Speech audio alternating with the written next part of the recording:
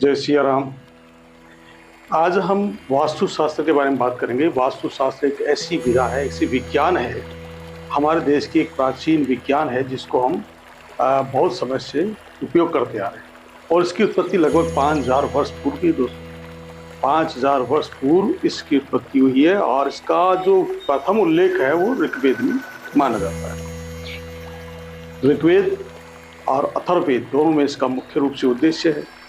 अब मत्स्य पुराण के अनुसार एक लोक कथा है, उसके माध्यम से कहा गया है कि भगवान शंकर और जो अंधकासुर नाम का एक राक्षस था, दोनों के बीच में जब युद्ध हुआ तो शंकर भगवान ने कि जो पसीना आया, उस पसीने की बूंद को गिरने से एक वास्तु पुरुष की उत्पत्ति हुई। और जब वास्तु पुरुष बहुत विशाल और ताकतवर था और ये देवताओं के ऊपर प्रहार करने लगा, देवताओं को परेशान करने लगा, तो देवता इससे उत्पीड़ित होकर के भगवान शंकर के ब्रह्मा जी के पास गए।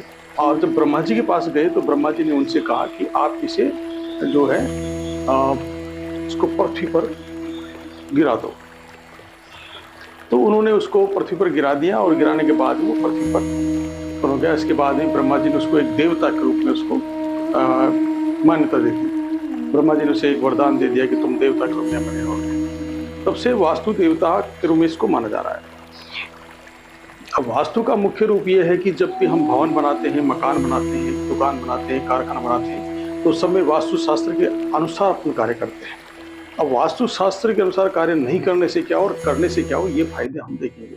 तो वास्तुशास्त्र के अंतर्गत हम मुख्य रूप से 4 दिशाएं होती हैं, ईस्ट, वेस्ट, नॉर्थ, साउथ। और उसके बीच में प्रत्येक कॉर्नर में जो कहने का मतलब उत्तर पूर्व का जो कॉर्नर है उसको ईशान बोलेंगे। तो ईशान, वायव्य, नैऋत्य और अग्निकोण।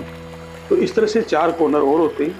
तो कुल मिलाकर के इन दिशाओं के माध्यम से हम वास्तु पुरुष जो है उस लेटा हुआ है, तो उसकी स्थिति है उत्तर पूर्व से दक्षिण पश्चिम की तरफ से ये लेटा हुआ है धरती पे। तो उस आधार पे हम इसका मुहूर्त का निवारण करते हैं, मुहूर्त लगाते हैं। मकान का मुहूर्त हो या फिर मकान का गृह प्रवेश हो, उससे पूर्व हम मतलब जो मकान का गृह प्रवेश हो या मकान का मुहूर्त लगाना हो, नींव मुहूर्त लगाना हो, तो उससे पूर्व हम जो है वास्तु पुरुष की पूजा करते हैं। अब वास्तु के माध्यम से अगर हम कार्य नहीं करते हैं तो हमारे घर में मानसिक तनाव रहता है, क्लेश रहता है और आर्थिक स्थिति अच्छी नहीं रहती, बहुत सारी परेशानियां रहती हैं। इन परेशानियों का सबका निवारण करने के लिए हम वास्तु पुरुष के माध्यम से अपन इस कार्य को करते हैं।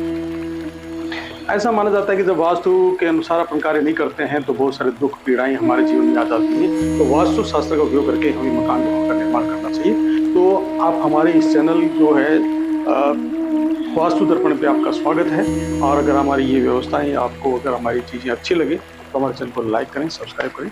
और यहाँ पर हम आपको एक निःशुल्क समाधान भी बताएंगे। जो भी आपके किसी भी व्यक्ति के परिवार में मकान का मुहूर्त हो या मकान में गलत चीज़ें हो गई हो, उसका कोई उपाय नहीं सूझ रहा हो और काफ़ी परेशान हो रहे हो, तो उनके लिए भी हमारे पास उपाय है। हम आपको एक व्हाट्सएप लिंक देंगे, उसके माध्यम से आप जो है हमारे व्हाट्सएप पे मैसेज करेंगे तो हम तुरंत आपको कॉल करेंगे और उसके समाधान बताएंगे। ये हमारे यहाँ अभी फ़िलहाल निःशुल्क समाधान है, कोई दिक्कत नहीं है। अगर आपको कोई परेशानी होती है तो आप जरूर मिलिए।